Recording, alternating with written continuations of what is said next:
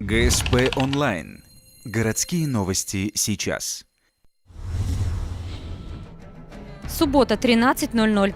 Проспект Ленина. Сотрудники ГИБДД совместно с автомобильным сообществом «Смотра.ру» вышли на дороги Ухты, чтобы проверить, как родители соблюдают правила перевозки детей. Такие акции и рейды дорожная полиция проводит регулярно. И, как отмечают инспекторы, есть положительный эффект. Люди начинают все-таки приобретать эти устройства, потому что, один раз, если человека наказали по административному законодательству, это 3000 рублей штраф, он уже задумывается.